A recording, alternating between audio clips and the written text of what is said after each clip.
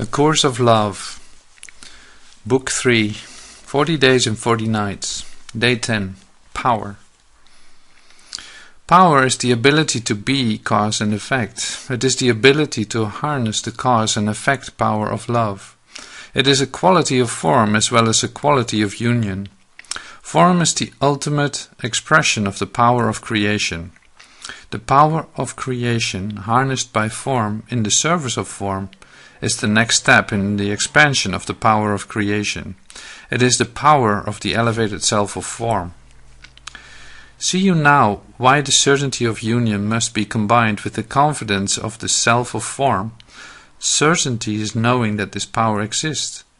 Confidence is the expression of your reliance upon it. To rely on your own power is to rely on the connection that exists between the self of form and the self of union, and to, through this reliance, tie the two together so that there is no seam, no boundary, and no remaining separation. We have talked before of conviction and your willingness to, like the apostles, let your conviction spring from your willingness to experience its cause and its effect. I am asking you now to be willing to move from conviction to reliance. I am not asking you to do this today any more than I am asking you to move from maintenance to sustainability today. I am merely making you aware of this difference, just as I made you aware of the difference between the states of maintenance and the sustainability. As with the states of maintenance and sustainability, I am giving you cause for movement, the effect of which will be the movement from conviction to reliance. Conviction is tied to belief, and to a former lack of belief that has been overcome. Reliance is not tied to belief, nor to the overcoming of disbelief, and thus releases you from the need for belief. Certainty is complete lack of doubt and any perceived need for doubt. Realize that in the time of learning you felt a need for your doubt, just as you felt a need for your beliefs and for the reassurance that were important to your self-confidence. These needs are tied to your feelings, and thus we will return to a discussion of feelings in connection with the ideas of confidence, reliance, and certainty. Confidence in your feelings will lead to confidence in yourself. While you think it is your access to unity that will be the more difficult to achieve and sustain, this will not be the case for most of you, for the simple reason that the certainty that comes from union will seem to come, at least initially, from a place other than the self. Because certainty seems to come from a place other than, or beyond the self of form, you will instinctively have greater trust in it. You will believe it comes from a place other than, or beyond the self of form, because it comes in the form of certainty. The feelings that lead you to either a state of confidence or to a state of lack of confidence could be spoken of most succinctly by considering your concept of intuition.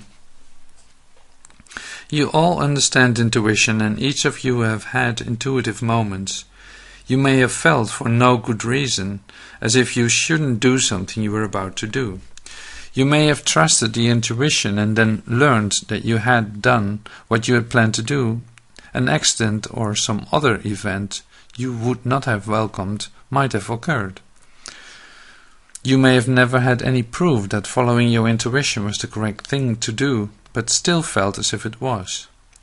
Or you may have doubted your intuition and had something occur that made you think back and wish that you had not doubted it. This intuition came as a feeling, but not necessarily as a feeling of certainty. You may have reacted to the intuition with confidence or with lack of confidence. There are other instances of intuition that come, not as seeming warnings, but as what you might call intuitive flashes of insight. Intuition that causes you to make connections between point A and point B, point A and point B distinct points in a scientific puzzle, or murky points about relationships between lovers. This type of intuition seems to come more as thought than as feeling, but even so, it is your feelings about such thoughts that will often determine how you act upon them. Do you trust in your intuition or do you doubt it? What you have trusted in the most is rational thought, and intuition is different than rational thought, as are feelings of all kinds. You think of feelings either as that which comes to you through your five senses or as emotions, and you have not trusted in these feelings as much as you have trusted in rational thought. This lack of trust works both for you and against you now. It works for you in that you do not have to resist and reject an existing trust, as you do with the thoughts of the mind you call rational. It works against you because all feelings are capable of providing what you have called intuitive knowledge or insights, and your distrust of this knowledge and insight will need to be overcome. Feelings come from the innate knowing of the self of form, in short, from the body. The body is the given form, and while it was the perfect vehicle for learning in the time of learning, it is now being transformed into the perfect vehicle for realization of the elevated self of form. During this transformation we work with what is, as well as with the new and the forgotten.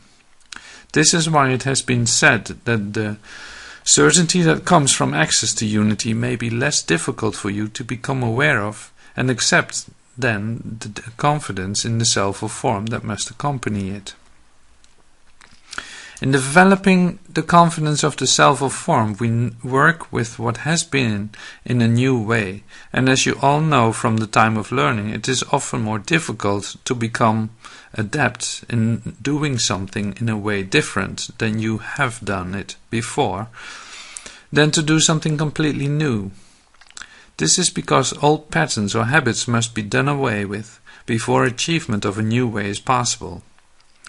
This also relates to our discussion of image versus presence and to the image of your personal self that was discussed at the beginning of our dialogue. While you still hold an image of your personal self, you still hold inaccurate ideas about the feelings of the personal self. This is because your image of the personal self is based on the past and the feelings of the past. This is also because your image of the personal self is a mental construct, and not a simple mental construct, but a whole set of thoughts, beliefs, and mental pictures. Because you believe that your feelings have misled you in the past, you now still doubt your feelings. Because you have doubted yourself in the past, you now will still look for reassurance and proof that you are right before you feel confidence and the ability to act. To know before you act is wise, but to think that doubting your feelings and seeking outside assurances of what you know will lead to either confidence or certainty is foolish. Pause a moment here and consider our need for a distinction between the certainty you feel from unity and the confidence you need to feel in the self of form. Reflect further on your idea of certainty coming from a place other than the self. Realize in these reflections that you are still reliant on means other than the self, including your image of the state of unity and including your image of me. Although you have been called to union, you still hold an image of the state of unity as separate from yourself. Although I have removed myself from the role of teacher and entered this dialogue with you as an equal, you still hold an image of me as other than yourself.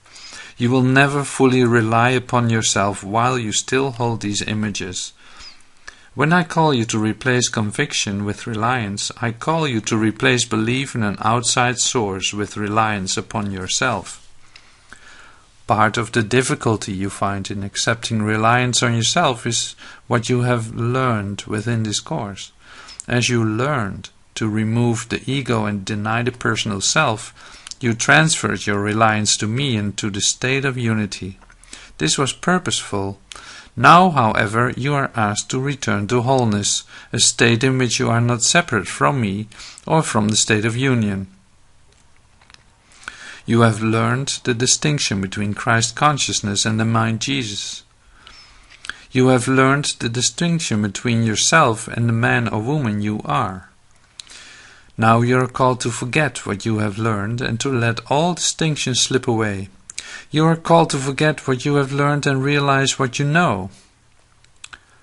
Thus I will speak to you from this point onward as the voice of Christ consciousness, the voice of your own true consciousness, the consciousness that we truly share. I came to you in the form of the consciousness of the man I once was, because you were prior to this point unready to give up image for presence, the individual for the universal, reliance on an outside source for reliance on yourself, Jesus for Christ consciousness. You needed a reference point of a person, of a being who had lived and breathed with the challenges similar to your own. You have been unable to see the two as the same, for you have not realized this sameness in yourself. This sameness of the person you are in the Christ consciousness, of union and presence, of the individual and the universal, is what the elevated form, self of form, must encompass. I ask you not to give up your relationship with me as the man Jesus, but to accept that the man Jesus was simply a representation in form of Christ consciousness. I do, however, ask you to give up your identification of the voice of this dialogue as that belonging to the man Jesus who lived 2,000 years ago. To continue to identify this voice with that man is to be unable to recognize this voice as the voice of your own true consciousness, the voice of Christ consciousness. Yet to realize that this is the same voice that animated the man Jesus who 2,000 years ago will aid you in realizing that this is the voice that will now animate the elevated self of form, or in other words, you. I have spoken with you throughout this time as the man Jesus, so that you realize that man and Christ consciousness can be joined. That you as man or woman existing in this particular time and space can join with Christ consciousness. You can be both and, rather than either or.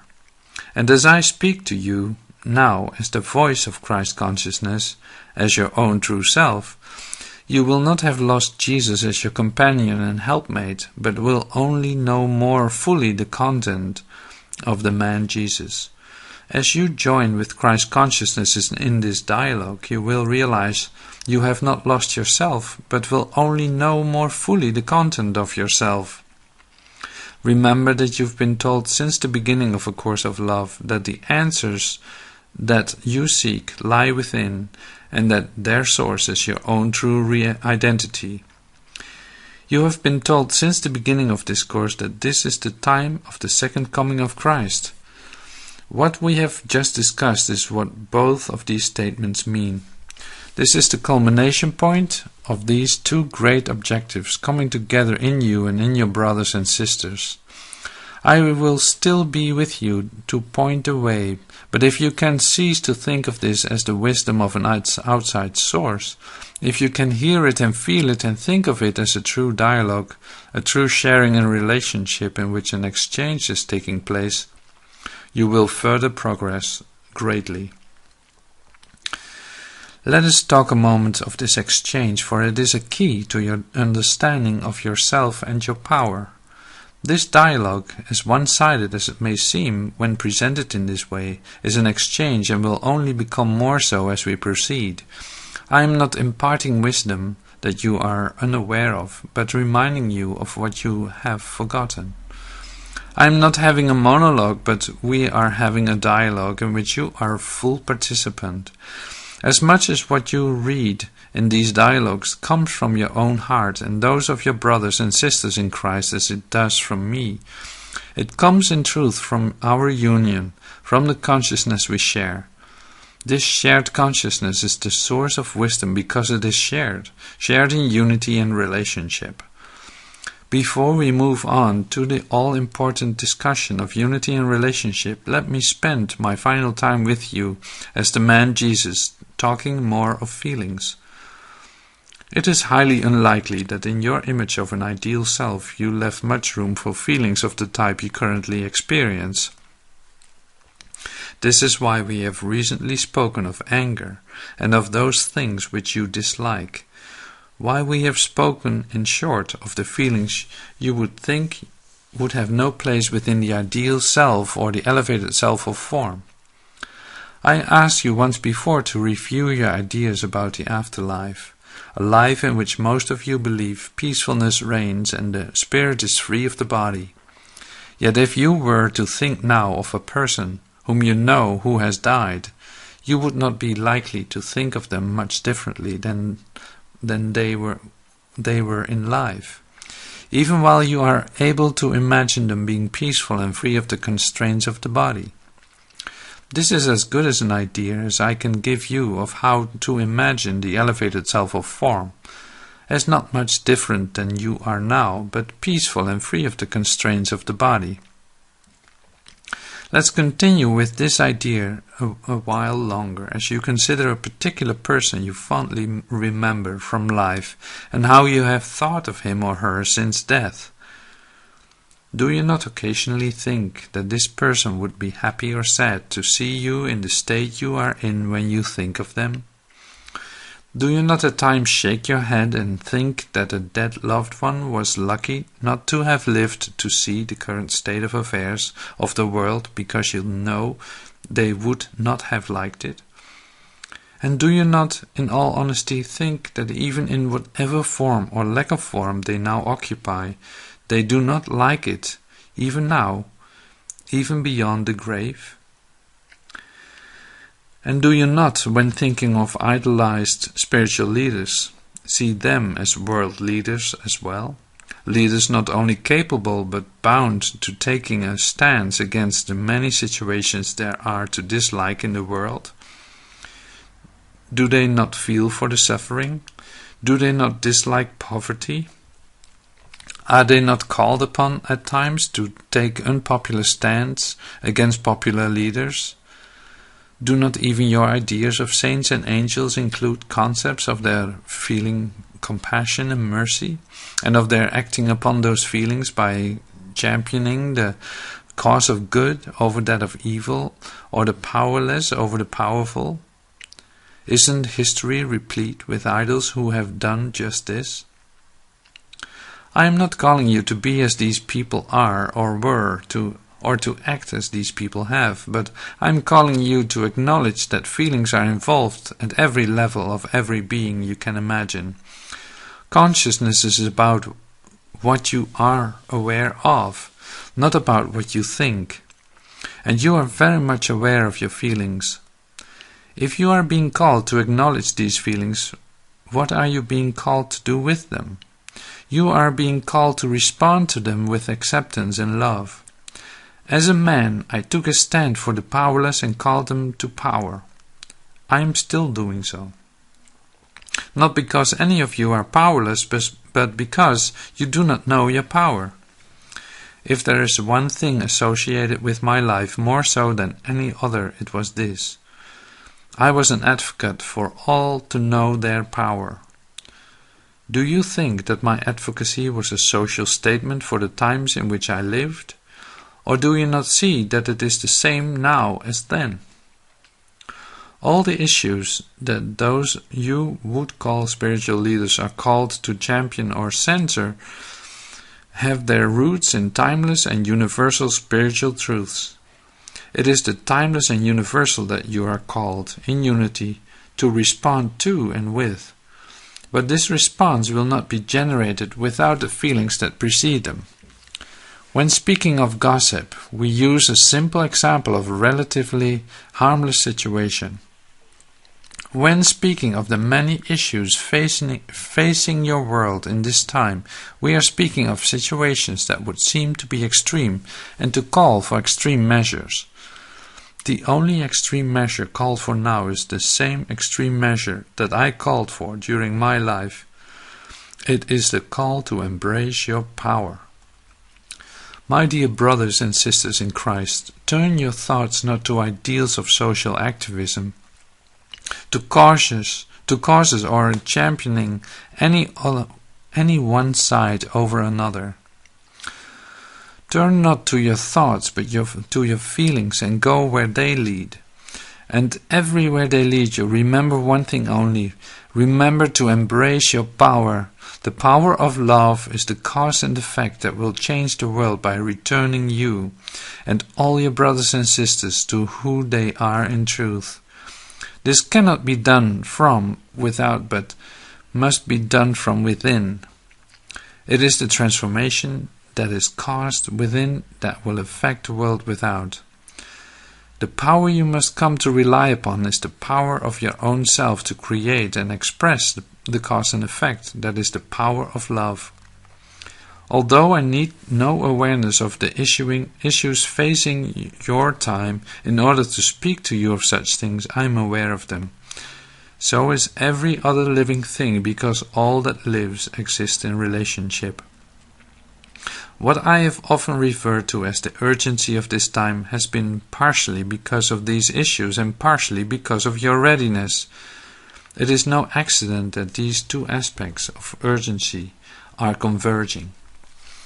When your reliance on all that exists apart from yourself, your reliance on science and technology and medicine and military might, has been shown to be unfounded, a new source of reliable power is finally sought with the tenacity with which these other sources of seeming power have been sought. This is what has occurred.